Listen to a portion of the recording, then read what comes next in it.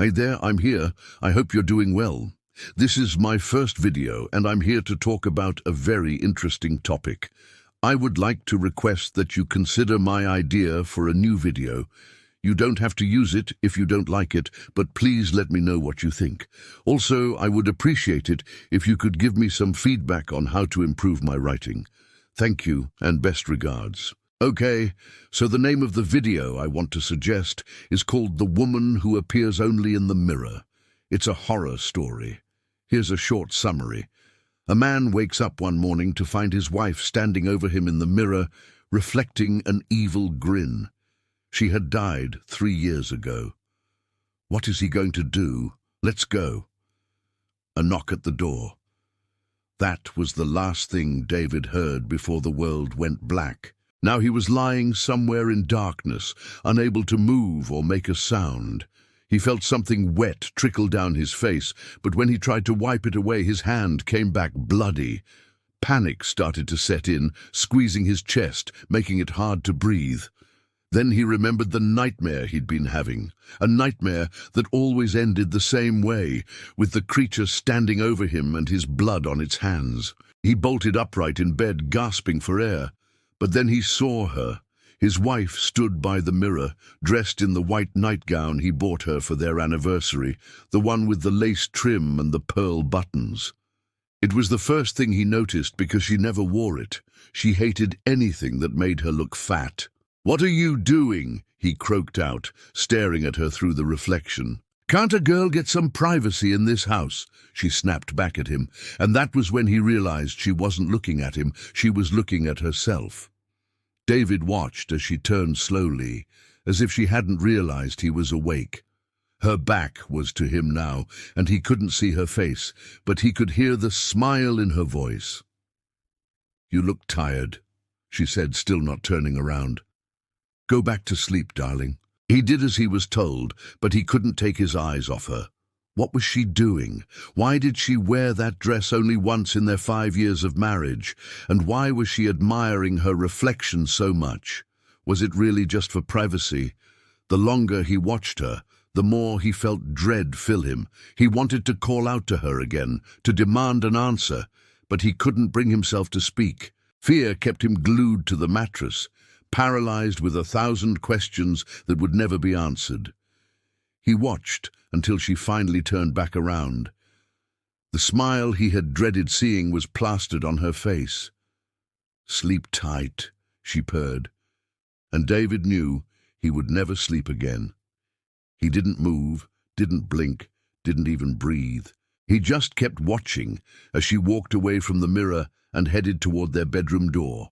When she disappeared into the darkness, he got up and stumbled to the bathroom.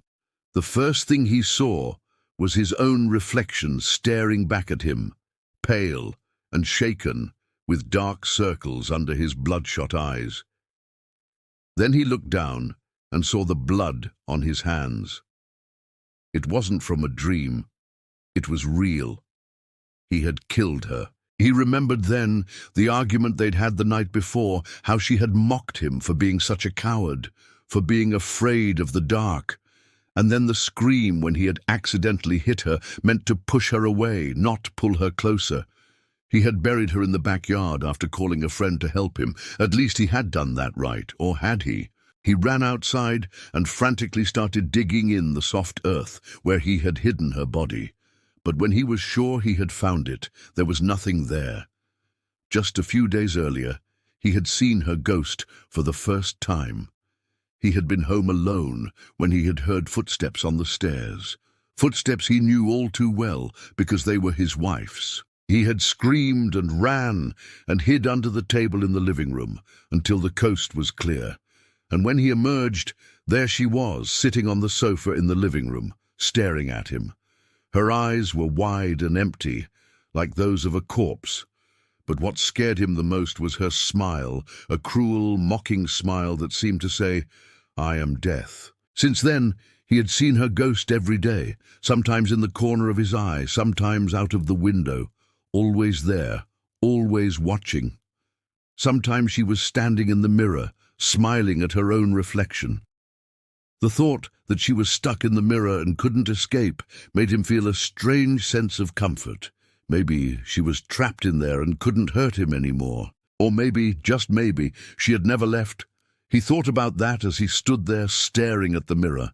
He could see himself clearly in the glass, haggard and gaunt, with dark shadows under his eyes. But next to him, there was no sign of his wife. He stepped closer to the mirror, wanting to see if he could catch a glimpse of her behind him. But as he did, his reflection stepped back, as if trying to hide. And that was when he saw it. A flash of white in the darkness behind him. He whirled around, but there was nothing there. Then he looked back at the mirror and gasped. His reflection was gone. In its place stood his wife, looking at him with a cold, hard stare. Behind her, the darkness seemed to writhe and twist as if something was trying to get out. He could feel the air grow colder, and a low growl echoed in his ears. He tried to scream, but no sound came out. He tried to move, but his feet were rooted to the spot. All he could do was watch as his wife stepped out of the mirror. She was no longer wearing the white nightgown. Instead, she had on a long, flowing black dress that seemed to absorb the little light in the bathroom. Her hair, which had been pulled back in a loose bun, was now down around her shoulders, hiding her face in the shadows. As she took a step toward him, the growling grew louder, and he could feel the darkness closing in around them. Then she was upon him, and he could see her face. Her eyes were wide and empty, and her mouth was twisted in a cruel smile. The last thing he saw before the darkness consumed him was the blood dripping from her mouth. Thank you for listening. If you liked this story, I would appreciate it if you could show your support. Thank you.